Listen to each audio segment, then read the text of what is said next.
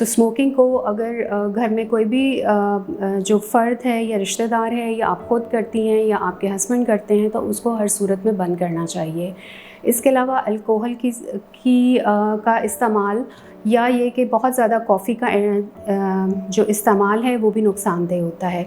Coffee अगर आप usually या रूटीन की डाइट में लेते हैं तो 1 से 2 कप से ज़्यादा उसका इस्तेमाल नुकसानदेह है।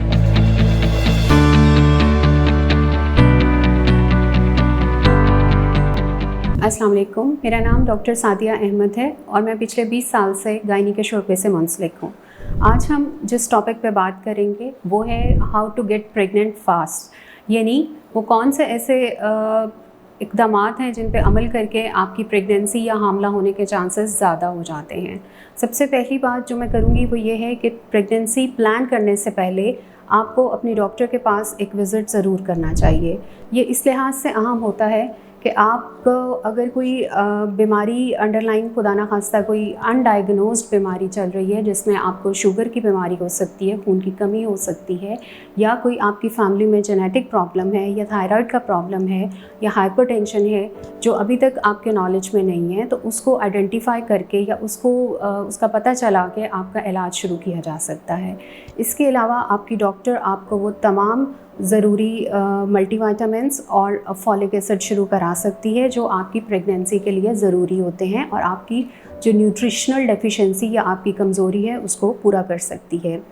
अगली अहम बात और सबसे ज़्यादा इस पे मैं ज़ोर दूंगी कि जब भी आपने प्रेगनेंसी प्लान करनी है आपका एक आइडियल बॉडी वेट होना चाहिए। आइडियल बॉडी वेट से मुराद है कि जितनी अगर मैं सादा ज़बान में इसको बात करूं तो जितनी आपकी हाइट है, यानी जितनी अगर आप 5 फीट और 2 इंचेस के हैं तो उसके मुताबिक आपका आइडियल बॉडी वेट 52 kg या 52 किलो और प्लस माइनस 2 kg, यानी उससे 2 kg जो है वो ज़्यादा हो सकता है। या अगर BMI की बात करें तो 20 से 25 BMI जो है वो आपके आइडियल बॉडी वेट को बताता है। बॉडी वेट अगर ज़्यादा होगा या कम होगा तो बॉडी में ऐसे हार्मोनल चेंजेस आते हैं जिसकी वजह से आपके कंसीव करने के चांसेस कम हो जाते हैं।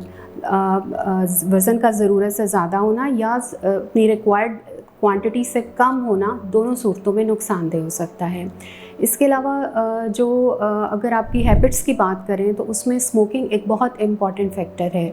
स्मोकिंग अगर आप खुद करती हैं या आपके हस्बैंड करते हैं या आप पैसिव स्मोकर हैं। पैसिव स्मोकर का मतलब ये है कि आपके आस-पास कोई बंदा या कोई आपका रिश्तेदार स्मोकिंग कर रहा है। ये तीनों सूरतों में आपके लिए नुकसानदेह है। जो स्मोकिंग है वो न सिर्फ ये कि आपके प्रेगनेंसी के चांसेस को कम करता है बल्कि आपके आने वाले बच्चे की सेहत पे भी बुरा असर डालता है। इसी तरह अगर आपके हस्बैंड जो हैं वो स्मोकर हैं तो उस सूरत में आपका उनके जरासीम या उनके स्पर्म की जो क्वालिटी है, जो उसके मिक़दार है, उस पर भी बुरा असर पड़ता है। तो स्मोकिंग को अगर घर में कोई भी जो फ़र्द है या रिश्तेदार है या आप ख़ुद करती हैं या आपके हस्बैंड करते हैं तो उसको हर सूरत में बंद करना चाहिए। इसके अलावा अल्कोहल का इस्तेमाल या ये कि बहुत ज़्यादा कॉफ़ी का जो इस्तेमाल है वो भी नुकसानदेह होता है। कॉफ़ी अगर आप यूजुअली या रूटीन की डाइट में लेते हैं तो 1 से 2 कप से ज़्यादा उसका इस्तेमाल नुकसानदेह है। तीसरी अहम चीज़ जो आपको प्रेगनेंसी में हेल्प आउट कर सकती है वो ये है कि आपको अपने ओवुलेशन डेज़ का, यानी वो टाइम पीरियड आपके साइकिल का वो दिन जिसमें आपकी कंसेप्शन के चांसेस ज़्यादा होते हैं उसमें उसका आपको एग्जैक्टली पता होना चाहिए। ये इसको आप कैलकुलेट करने का या इसको मालूम करने का कुछ सादा तरीके हैं। जैसे अगर आपके माहवारी जिस दिन स्टार्ट होती है उसको हम पहला दिन कंसिडर करें तो नेक्स्ट माहवारी स्टार्ट होने तक आपकी टोटल साइकिल लेंथ होती है। कुछ ख़वातीन में ये 28 दिनों की होती है, कुछ ख़वातीन में ये 30 दिनों की, 35 या 40 दिनों की भी हो सकती है। इसमें ये कि नेक्स्ट साइकिल से 14 दिन पहले वाला टाइम जो होता है उसमें एग रिलीज़ होने के चांसेस मैक्सिमम होते हैं। यानी अगर आपके 28 दिन का साइकिल है या आपके माहवारी जो है अगले 29वें दिन स्टार्ट हो जाती है, तो उसके 14वें दिन आपका एग रिलीज़ हो जाता है और उस टाइम को अवेल करना आपके लिए ज़रूरी होता है। इसी तरह अगर आपका 30 दिन का साइकिल है या 32 दिन का साइकिल है, तो 16वें या 18वें दिन एग रिलीज़ होने के चांसेस ज़्यादा होते हैं और इस टाइम पीरियड को आपने अवेल करना होता है।